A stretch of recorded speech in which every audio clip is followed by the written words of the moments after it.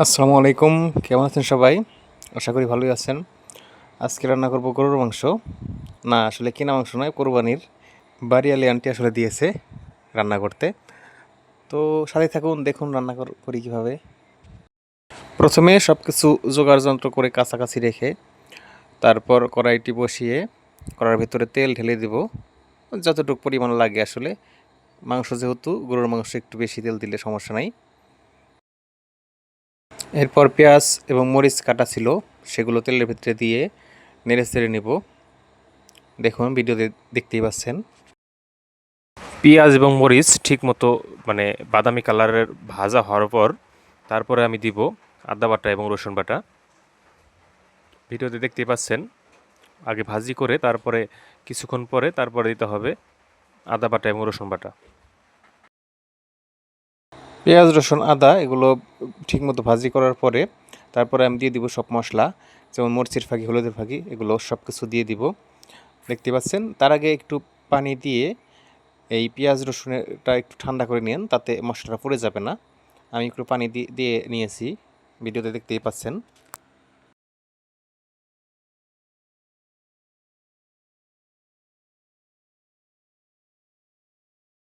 এগুলো সুন্দর মতো কষিয়ে নেওয়ার পর এর মধ্যে কিন্তু লবণও দেওয়া হয়েছে, আবার বলা হয়নি যেহেতু বুঝতে পারবেন না। সুন্দরভাবে কষিয়ে নেওয়ার পর সুন্দর একটা ঘ্রাণ বের হবে। ঘ্রাণ বেরোনোর পর এর ভিতরে আমরা মাংস দিব।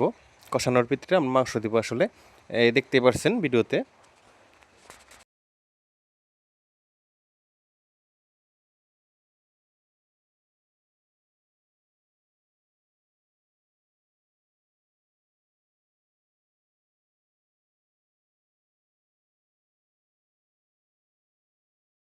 এরপর আমরা মাংসটিকে ঢেকে নেব, কারণ মশলাগুলো মাংসের ভিতরে যাওয়ার একটা বিষয় আছে এবং কিছুটা সিদ্ধ হবে।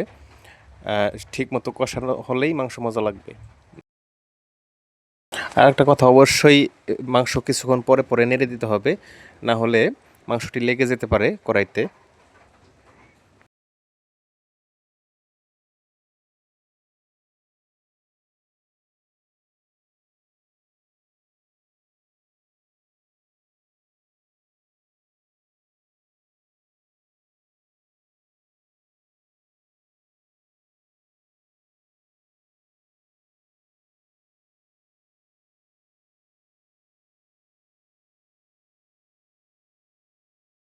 মাংসগুলো নির্দিষ্ট সময় পর্যন্ত কষিয়ে নেওয়ার পর আমি ঢাকনা খুলে পানি অ্যাড করব মাংসতে।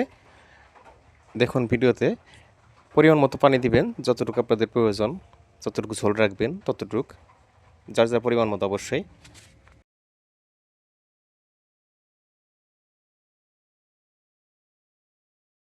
এরপর আবার ঢেকে দেব ঢাকনা দিয়ে।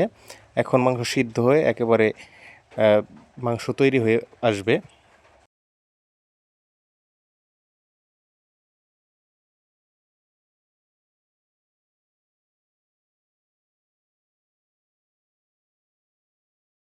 মাঝখানে একবার শুধু আমরা গরম মশলা অ্যাড করব। গরম মশলা তো অবশ্যই চিনেন, এলাচি, দারুচিনি এগুলো দিয়ে, মানে এটা আলাদা একটা স্বাদ আনবে মাংসে।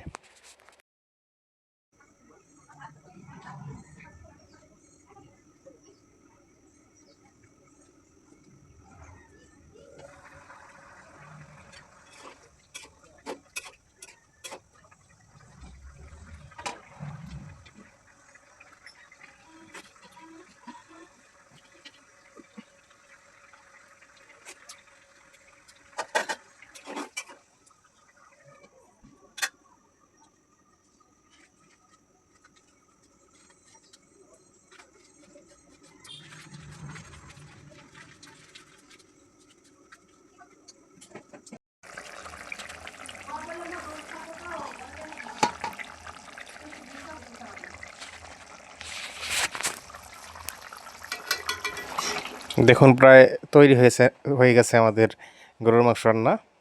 আসলে যেভাবে হয়েছে, মাশাল্লাহ, আল্লাহ যেভাবে সামর্থ্য দিয়েছেন সেভাবে তৈরি করেছি।